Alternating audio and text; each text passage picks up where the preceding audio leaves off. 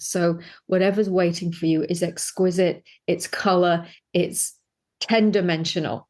It's joy. It's bliss. It's peace. It's space. It's the impossible. It's the miraculous.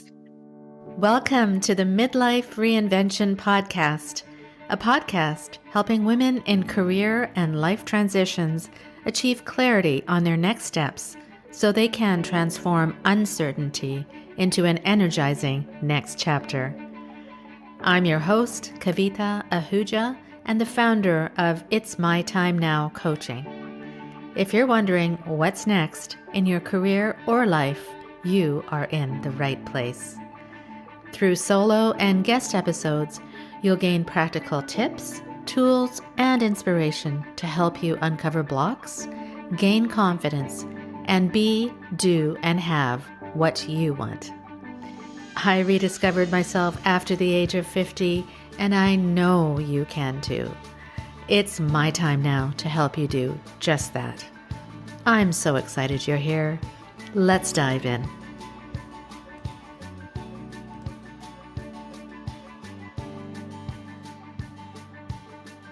Are you feeling burnt out and trapped in a career or life that doesn't fulfill you, despite all your success and achievements?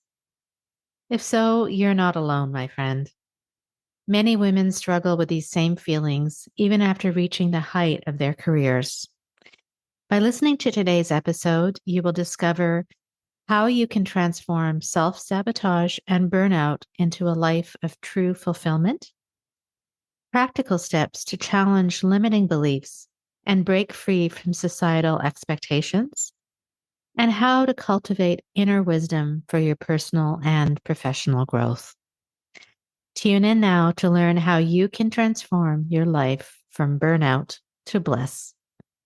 And don't forget to stay till the end for our Motivational Monday segment, where you will learn about some surprising people who also transformed their lives from burnout to bliss. I'll see you at the end with the key takeaways. Welcome to the Midlife Reinvention Podcast, a podcast helping women in career and life transitions achieve clarity on their next steps so they can transform uncertainty into an energizing next chapter. I'm your host, Kavita Ahuja, and I am so excited to welcome my next guest to the podcast today, as we immediately had an energetic alignment, and I know you will be inspired by her incredible story of reinvention. I welcome Anjani Amrit to our conversation today. Anjani is a 2-time international best-selling author. She is a TEDx speaker, a 7-time award-winning thought leader, and a mentor. An expert in conscious leadership and women's empowerment, Anjani challenges conventional norms, and she specializes in helping women leaders eliminate self-sabotage to unlock their full potential through her inner radiance method. Widely regarded as the thinking woman's champion, her blend of corporate savvy and natural intuition makes her a sought-after authority. Anjani is regularly featured in the media. She lives in Sydney, Australia, and is an avid poet, songwriter, and adventurer. Wow, I love the fact that you're in Sydney, Anjani, and I'm in Canada, so it's just the world is so small, isn't it? It really is, yes. Thanks to Yes, technology. exactly. How are you? Welcome to the show. I'm really well, and thanks for having me. It's a joy to be here. Well, it's a pleasure to have you. And as I mentioned in my introduction, we had an immediate connection when we spoke, and I was really intrigued by your background, and especially if you could share with our audience where you came from. You started from quite humble beginnings, and from there, you went into a legal career. And tell us what happened after that. And I'll give a little bit away in that you quit your job after 16 years in law, and you sold your house, and you went on a healing journey. So if you could kind of, I know it's probably a long story, but how did these experiences kind of lead you to where you are today?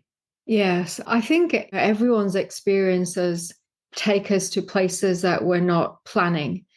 And that definitely was the case for me. I would never have imagined that I'd be doing what I'm doing now, being standing on the TEDx stage and winning Mm-hmm. awards and helping women in the workplace really step into their authority. When I was a little girl, all I ever wanted to do was help people. And I thought that being a doctor or a lawyer would do that. So that's why I originally went into law. To be honest, I didn't get the grades to be a doctor. So I chose law instead. And then also a careers advisor said to me, well, you can't be a lawyer, you're a woman. So I thought, well, I'll show you. What? Okay. Yeah. Oh, So I did law for a long time. I did claw my way up the ranks to work in the best law firms, the top circle law firms in the world, both in the UK and Australia. And I did that because I never felt good enough. I had come from very humble beginnings, working class, immigrant family. My dad was literally a shepherd growing up in Cyprus. And it was a tough start to life. There was a lot of domestic violence that I witnessed. And so that led to a lot of shame, a lot of erosion of my own self-worth.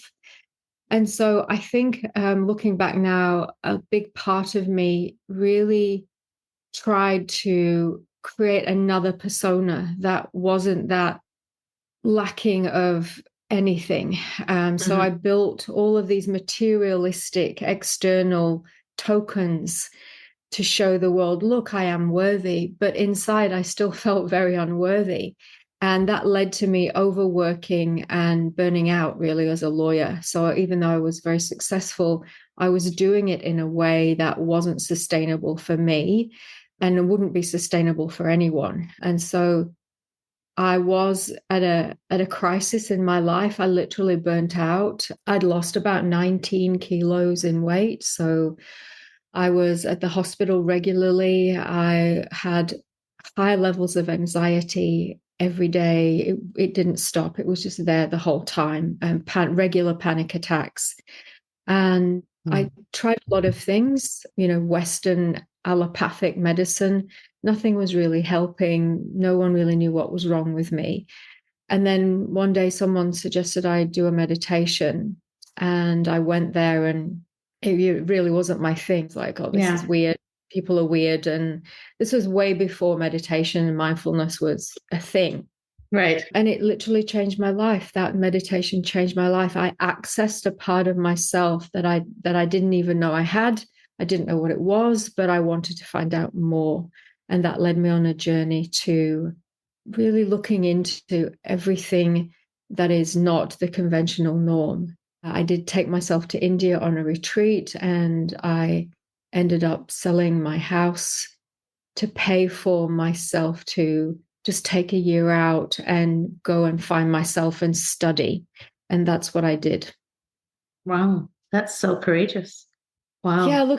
looking back, people at the time said I was crazy, but I really had no option. I mean, I had nowhere else to turn. I was at the end of my line, really. Hmm. And the meditation teacher, he took me under his wing and started teaching me. He was a former monk, but a regular Australian guy. And he kind of, his level of compassion really was something I'd never experienced before in life. And so that held me. It made me feel safe in exploring different aspects of life. I went deep into spirituality. I trained in Ayurvedic medicine, holistic medicine. I trained in psychosynthesis coaching, which is holistic psychology, and learned about things that we don't get taught here in the West Yes. that Yes. more wholesome, and that led to me healing. And Yes. I there was a depth of healing that I never thought was possible. Yes. Well, thank you for sharing. I find it a couple of things that you mentioned in that as a young girl, you always wanted to help people, and now that's coming out in later life. And the other thing was is that you never felt good enough, and you experiencing the childhood with domestic violence and that creating your own persona. And I think a lot of women do that. I think that inside, even though they put on a facade, perhaps an outside image that everything is great and I'm so successful, my life is perfect, but inside there really can be a lot of turmoil and a lot of women I think just live with it and they don't actually do the courageous thing that you did, even though people probably were looking at you and saying, "Are you crazy for making this change and transition?"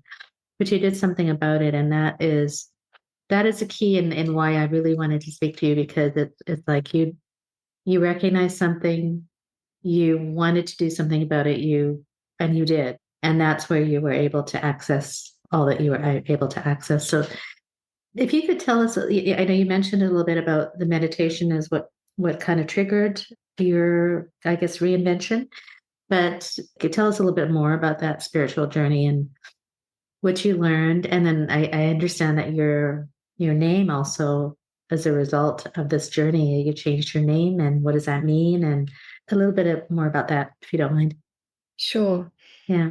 So the meditation was like a light bulb switching on for me. It was a light bulb moment. It was one of those moments where my life literally got turned inside out because during that meditation, I lost my sense of self and I connected to a part of me that felt eternal. And all I felt was bliss. I went into this state of bliss, complete bliss. And all around me, all I could see was gold. I just merged into this gold, Wow. this golden energy and this golden light. And I didn't want to come out. And actually, when I did come out of the meditation, I felt elated for 3 whole days. I couldn't wipe the smile off my face. I joke today and say, oh, it was like I'd taken drugs. Yeah. The strongest drug I've ever taken really is a Panadol or a Berocca, and that doesn't sit well either with me. So that led me to searching. I was like, well, what is this? What's more? So I ended up studying with the meditation teacher for a long while, for 2 years, Mm-hmm. and then I found another spiritual teacher who is a guru in Australia, and she had been a barrister. So there was a lot of synergies there. And I thought, well, I feel safe with this person. She's a barrister. She's not going to be hokey pokey woo woo. So that gave me a lot of confidence to study with her. Mm-hmm. And I did energy healing with her. And from the very start, from that very first meditation, my intuition just switched on. And that's not usual. It can happen, but for me, it definitely happened. And so I instantly was incredibly psychic, intuitive. I was able to meditate and go into deep states of meditation and see lots of things, receive lots of guidance. And that was developed over the years where I was training as an energy healer.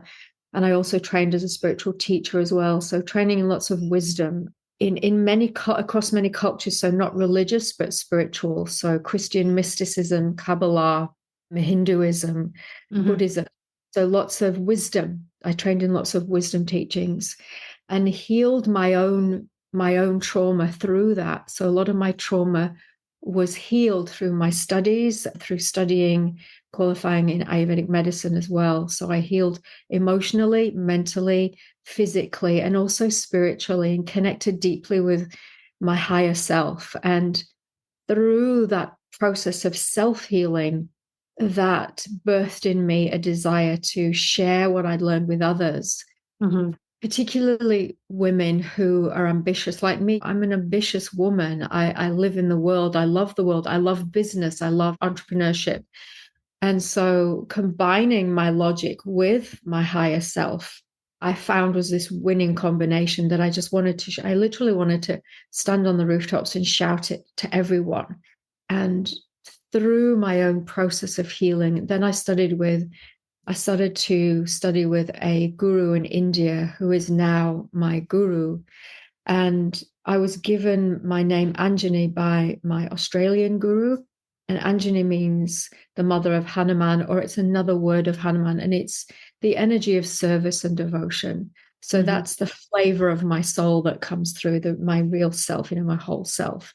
And Amrita was given to me by my Indian guru, and that means the immortal nectar. And Amrita or Amrit is the energy that starts to naturally create itself, and it's called drip. They call it dripping. It drips from the bindu point in the head down through all of the chakras. And that is the process of self-realization, full self-realization. So the Buddhists would call it the Buddhahood, the so that's the effect of when we become self-realized, all encompassing, all healing process that happens. Mm. And I'm, just to be clear, I'm not saying I'm self-realized, but I am in the process of. And receiving a spiritual name like that activates that process. So Yes. when you receive a spiritual name, it's like getting your P's when you take your test in the car. You can't really drive, you're not proficient, but you have a level enough that you can get the initiation for it, or the P's, and then you're safe enough to go out there and, go out to the road and learn about it. So Yes. it's that initiation to become masterful in those areas.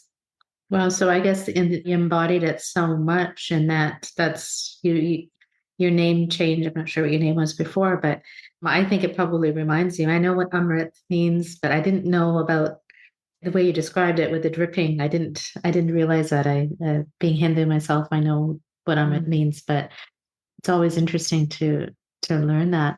And I just think it's fabulous that you wanted to give back and kind of relate to people, like the person who you were. Like you've always been an ambitious woman, and you also have this spiritual side, and you wanting to teach that is wonderful, and similar, I guess, to what I went through. I went through this career transition, and I felt like I was stuck at some point, and I think a lot of women do, and they feel like they can't do anything about it. But I'm here to tell you that you can.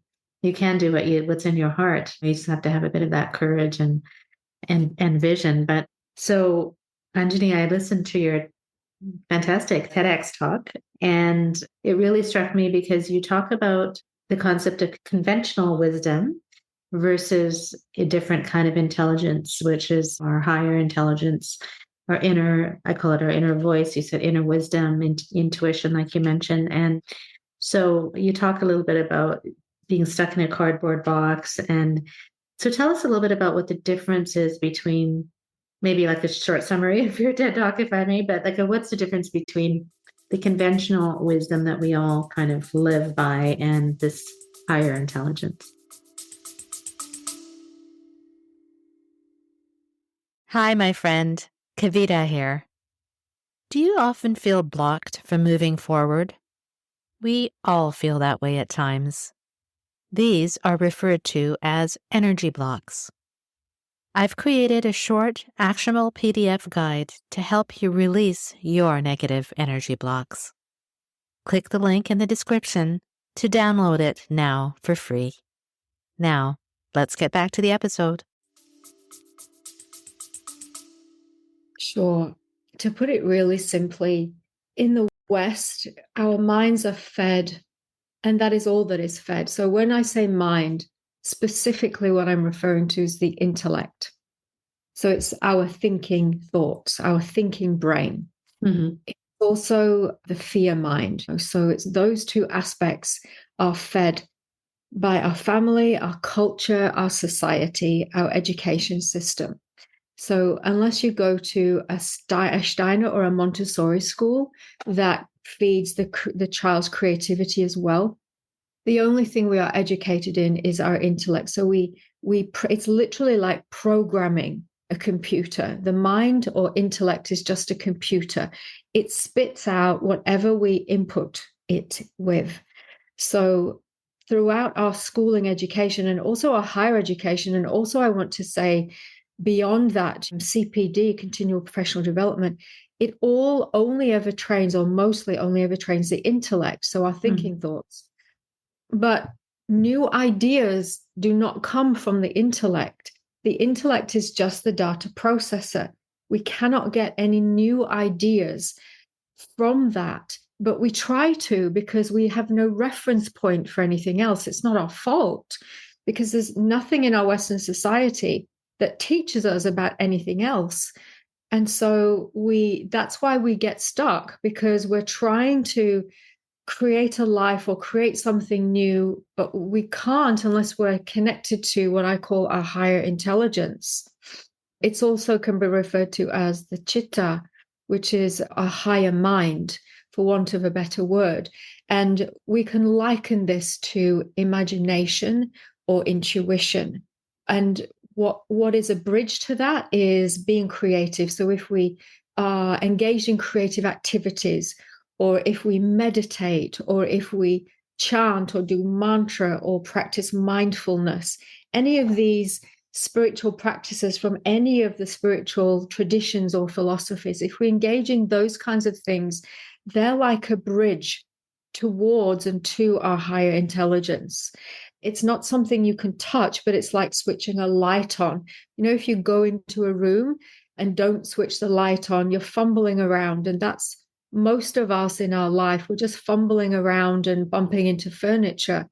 But when we connect with our higher intelligence through engaging in these practices, creativity, daydreaming is a very powerful act that we can do. Just sitting and daydreaming or journaling, exploring these different aspects of self, then that is the gateway to our higher intelligence. And that takes us out of what I call conventional normal, the cardboard box. If we do what society expects us to do, we're in a cardboard box. We can't go anywhere different. We can't innovate. We can't create. We don't know who we are. We don't know our fullest potential. So we become very limited. But if we use these practices, we can literally liberate ourselves from the cardboard box and really discover so much more about ourselves. We can develop other aspects of self like empathy and compassion, intuition. We start to develop these aspects, and then we know we can start to trust our gut, particularly for women. You know, it's more natural for us to be intuitive because typically we have that caregiving role. So naturally dialed in. We're natural noticers, I like to call it. We notice when the trash needs to be taken out. We notice when the dishes need cleaning. We notice when our children aren't feeling well. We notice when someone's not well at work. We're noticers. So that, if you are a noticer, that's your intuition. That is your intuition. Often women, we've been persecuted out of it for eons, for centuries. And women will even say to women, oh, that's woo-woo, or that's crazy. Or they'll say to themselves, it's crazy, but I had a feeling, blah, blah, blah, someone was going to call me. So we have to stop calling ourselves crazy. And we have to start honoring these other aspects of ourselves as real as our thinking mind. And then we open the floodgates to our greatest potential. Wow. Yeah. So much there. I love that analogy of the cardboard box because so many of us are in that. And I think that the women I speak to, for example, again, feeling that those confines and like in order to break out of that, to create a new box or to create a new shape or whatever it is, they just have fears, right? And there's fears and their limiting beliefs of themselves, like you mentioned. And I think you also mentioned in that many ambitious women, especially, is like you had said, they're often socialized into logic, right? And so how, for women who are listening, how do we break out of this fear, this logic brain and this and really, like, I know you mentioned a few things, but like, how do we actually tap into, I call it inner being. I think it's a similar thing as higher being, higher self. How do we break through those fears that we all have that, oh my God, if I do this, then what's going to happen? Like what's on the other side of that? It's like this unknown, right? Yes, it's an entire unknown. It's uncertainty, and the thing we're wired for is certainty. Biologically, psychologically, Yes. physically, we're wired for certainty. So it's this hard nut to crack because, first of all, we don't know that there's anything more out there, and then second of all, once we realize there's more out there, or once we hear, oh, there's something more out there, then the fear mind, what I call the fear mind, will take over and say, well, don't go there. Don't open the door. Don't cross that line because you don't know what's out there. And it could be. And then we get that disasterizing. The fear mind will always stop as it puts the handbrake on, you see. So how do we get there? Well, first of all, it's important that your listeners know that through that doorway is the most beautiful, exquisite garden of your dreams of unlimited possibilities. That's what's out there waiting for you. Where you are right now, the only thing that's waiting for you is the brown cardboard box and fear. So know that whatever is waiting for you is way, way, way better than what you have now. And I guarantee it, in the 15 years I've been doing this work, no one has ever said to me, well, Anjani, it's worse where I am now. Never. It never happens. So whatever's waiting for you is exquisite. It's color. It's 10-dimensional. It's joy. It's bliss. It's peace. It's space. It's the impossible. It's the miraculous. So that's all. There's all to play for. How do we get there? First of all, understanding that there's more to self than the mind and the fear. And your limiting beliefs are just that. They're just beliefs. They're not real.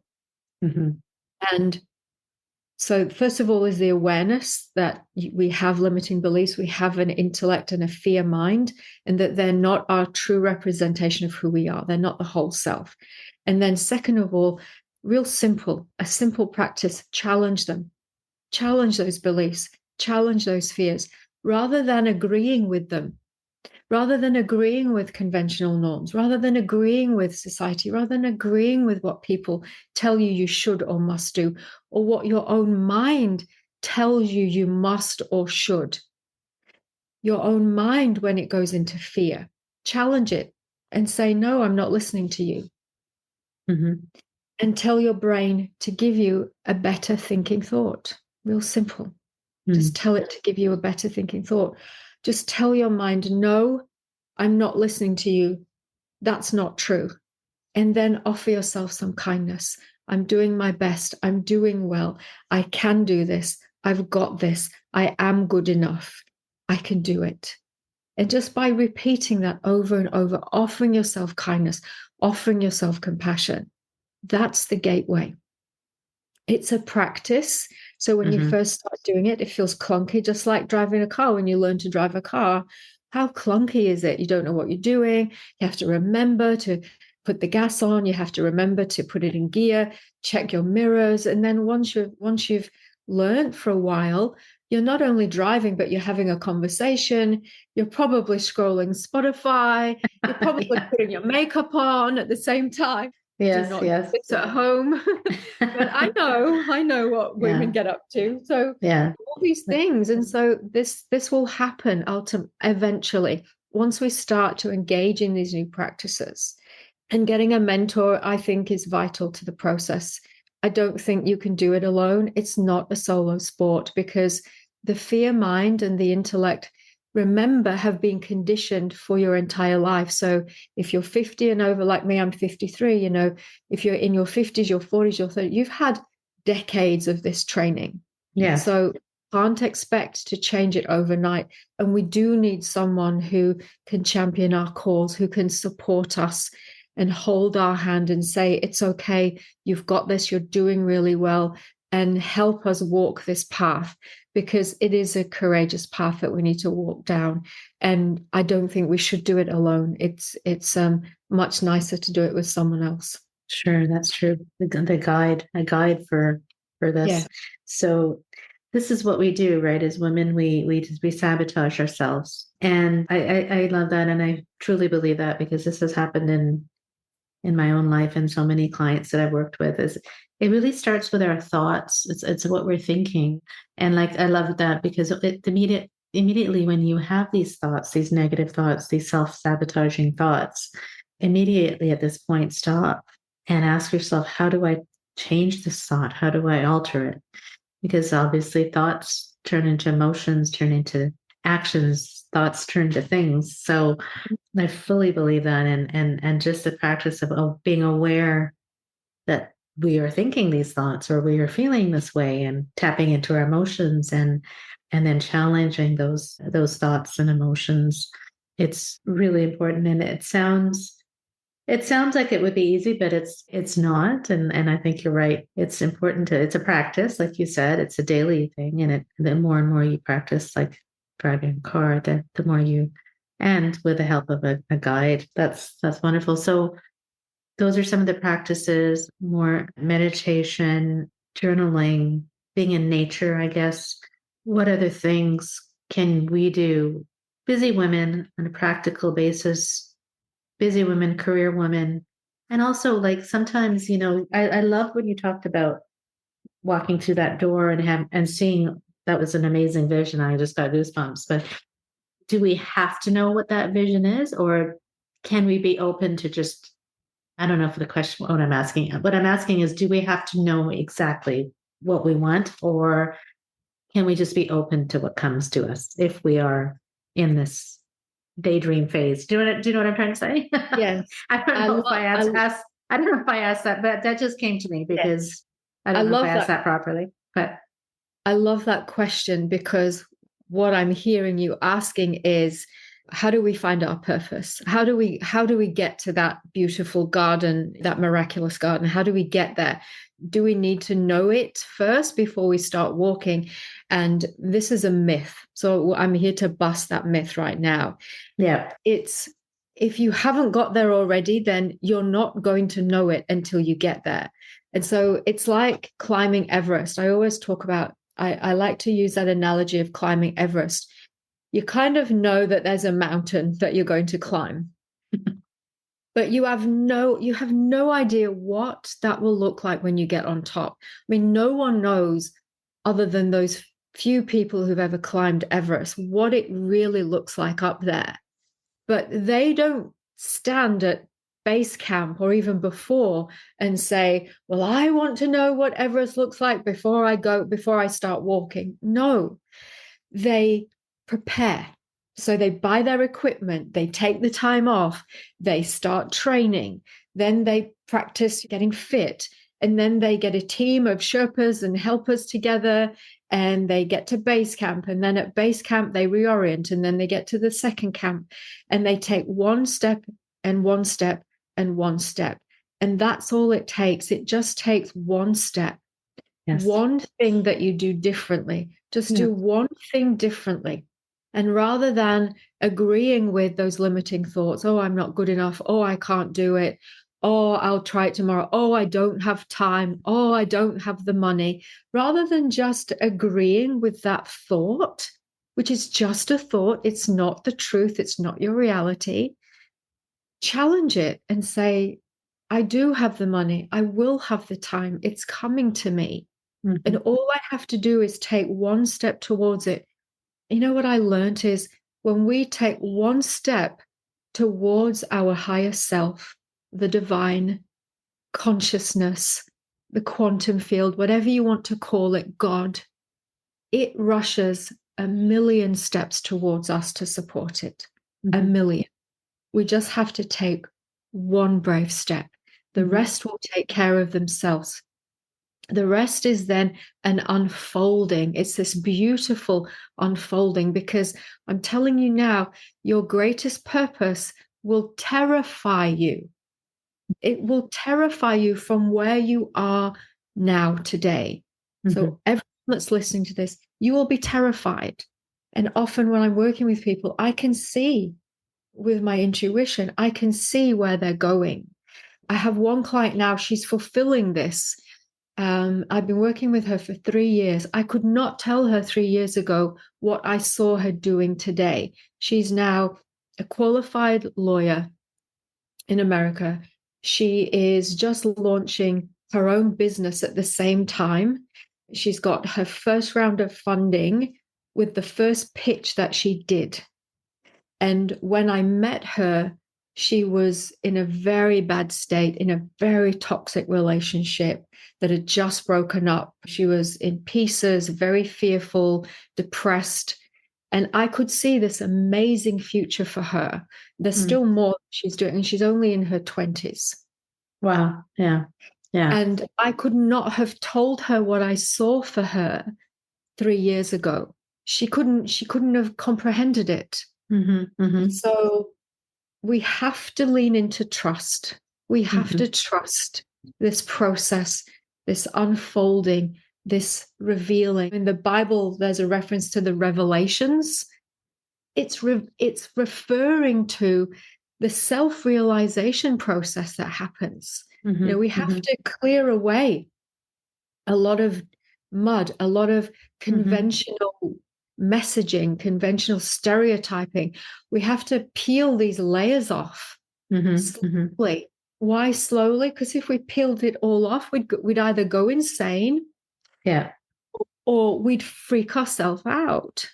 So we have to do this slowly, with compassion for ourselves, gently, safely. It's like climbing a ladder. We have to take one rung at a time. We don't want to try and reach for the highest rung. We'll fall. Yes. Terrifying. Yeah.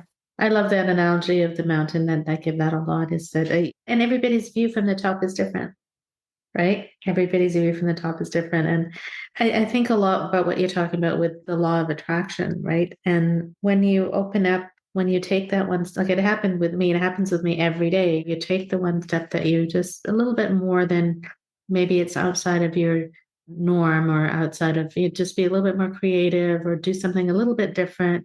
And then you go, oh, wow, okay, I can do this. And then you're open to receiving whatever happens. And then things come your way.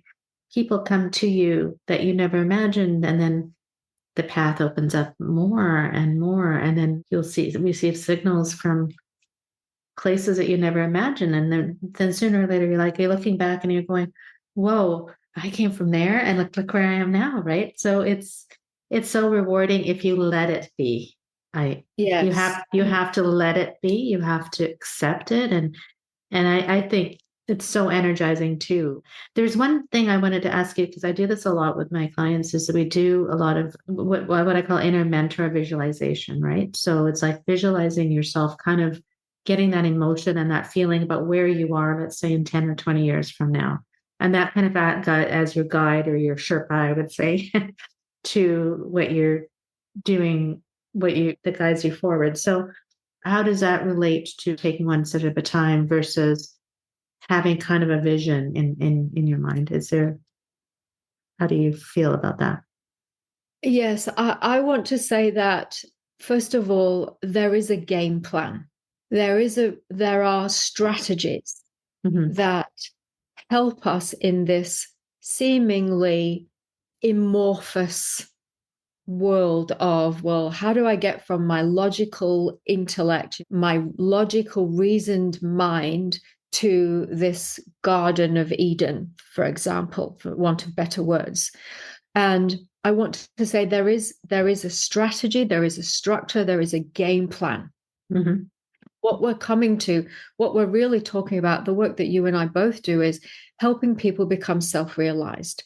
And in the simplest term, that just means knowing true self, knowing the truth of life. To me, spirituality is having an accurate perception of life, what life really is, and getting answers to all those questions. And so there is a game plan. And you mentioned the law of attraction. That is one of 12 spiritual laws. So we have physical, man-made or human-made laws that we must abide by.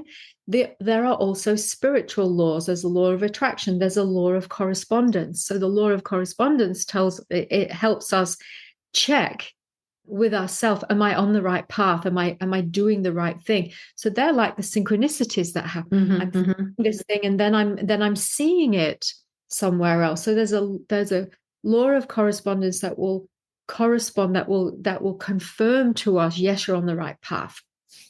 So even though it's not a logical path, it is a miraculous path, but there is a game plan.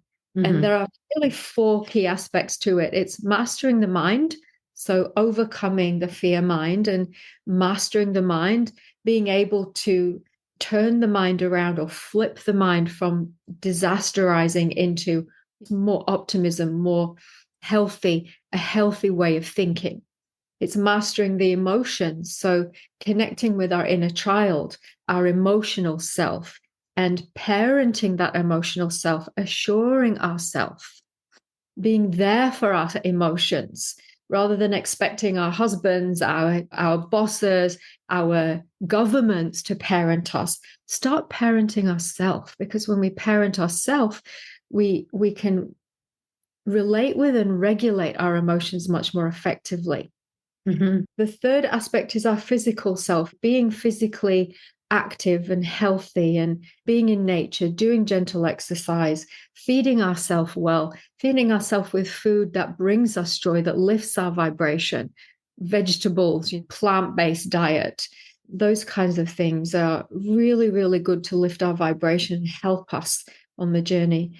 And then energy mastery, mastering our energy body, realizing we have an auric field or an energy body around us. We have power centers or chakras, and they play a major part in our physical, mental, and emotional health.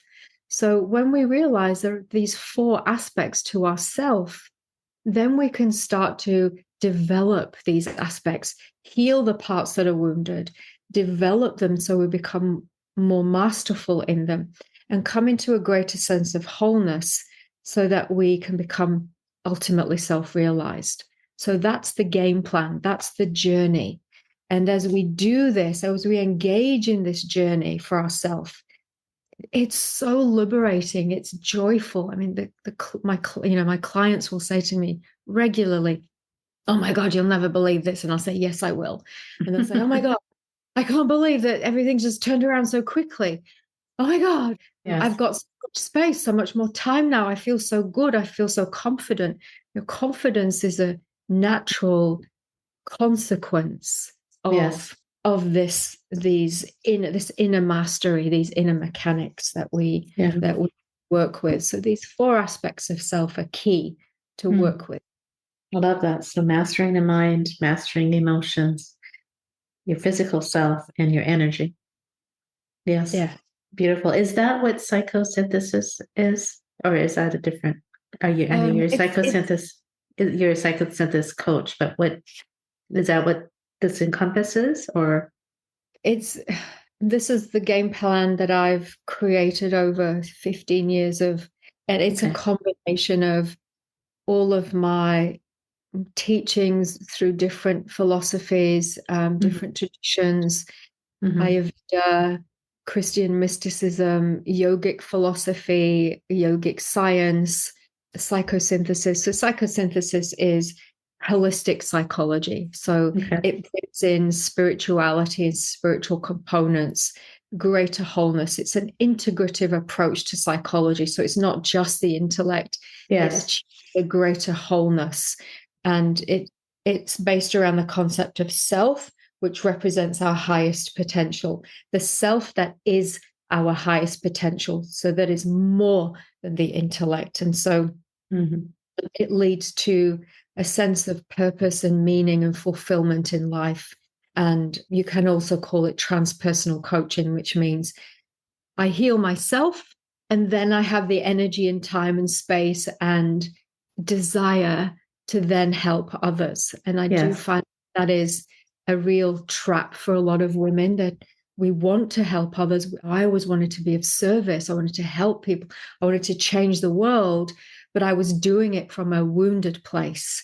And so it doesn't work, because if we try and help others from a place of wounding, then we just engender victim consciousness. I'll rescue you. So I was a big rescuer. I'll come and rescue you at the expense of myself. And I did that in an intimate relationship. I would pick these wounded men so that I could heal them. But really, what I was unconsciously doing was trying to heal myself. So as I healed myself to enough degree, I'm not a finished project. I don't profess to be a completed project, but I have enough mastery, enough that I can now turn around and help others who are further back on the track than I am. And I have others who help me continue on my Everest journey, not at the peak yet, but I'm walking towards it with more confidence, more joy, more ease. So I love it. And I love the way you describe it with such clarity and passion. So thank you for that. I've heard these things, I've listened to these things, but the way you've described them are just really enlightening. So I really appreciate how you've laid it out, especially for women who are listening, who are the audience who is trying to figure out what is next for them. How do they even start? So it's not just it's not a straight path, that's for sure. It can be a long journey, but it certainly will be a very fulfilling one. So I appreciate Yes. that. Yeah. So Anjani, tell us what you're working on now. How can people find you, and anything that you want to share around that? Yes. Before I answer that, I do want to say, although it's not a straight path, it is a joyful one. It's Yes. like going to the fun fair and going on a most amazing ride. So I do want to sell it because it is so enlivening and enlightening and joy filled and blissful. Yes, it's work, but your life based in fear is much harder work. It's much harder work. So don't be put off by the windy road. We want windy roads. We don't Oh, want absolutely. we want joy. We want to find new adventures. It's an adventure. Yes. What am I working on now? Very exciting. I'm working on my fourth book. So, Hay House are publishing this book. It's the 9 realizations you must have to master life. So, very exciting. So, it's all of Wow. my work in one book. And I'm super excited about that. Congratulations. Yes. Yes, it'll be coming out soon. So, very excited about that. And then also, I'm currently in the midst of launching my Spiritual Ascension Academy. So that's a group membership program that I'm running for more people to access what I do. A lot of the work I do is very private, very sacred. I do one-on-one mentorship, but this group program is to really help people who are starting out or have been on the path for a little while and they're looking to up level their purpose, break out of the cardboard box, break out of conventional norms, learn a bit more about themselves, find their feet, find their self-worth, and really have that regular touch point. So they've got someone guiding them in a way that is easy, affordable, and doesn't interrupt their life, but really supplements their life. So I'm very excited about that. That's coming out soon. There's many other things. I'm launching a charity and a podcast myself with another amazing woman in New York. So yeah, there's lots going on. Wonderful. Wonderful. That sounds really exciting. And you said it was your fourth book. So Yes. wow, that's incredible. And congratulations on all of that. And also, as I mentioned earlier, your TEDx talk was really great. So anybody's listening to take a listen to that and get an idea of what you do. And I know you're a speaker as well, for a lot of companies and for people, motivational. So wonderful. I loved our conversation, and I really appreciate all the wisdom. And is there anything you'd like to end off with, that just as a message to the people that are listening?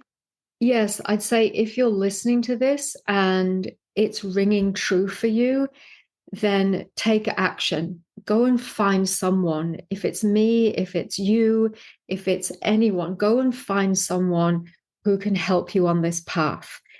Don't wait. There is no guarantee in life that you'll wake up tomorrow. Nothing's guaranteed. Don't let this life be wasted. Don't, as someone very famous and amazing, more amazing than me said, don't die with the song still inside of you. Mm-hmm. Today is the day and it's you. So take action today. Do something different today. That was the message in my TED talk. Do something different today.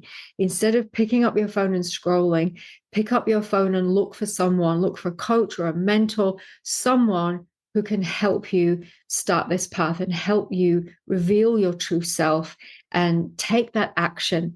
It is a courageous thing to do it, but once you've done that, once you've got the help, it's easy from there because you'll be guided, you'll be safe. So do that. Take action today. Drop the mic there on that one.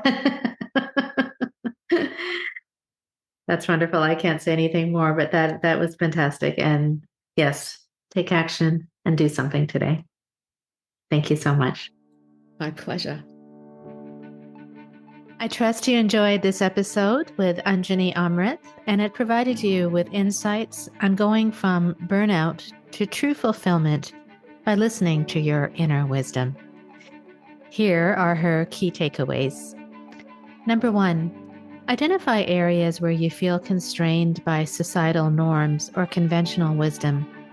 Think about ways to break free and pursue opportunities that align with your true self. Number 2, spot patterns of self-sabotage in your life.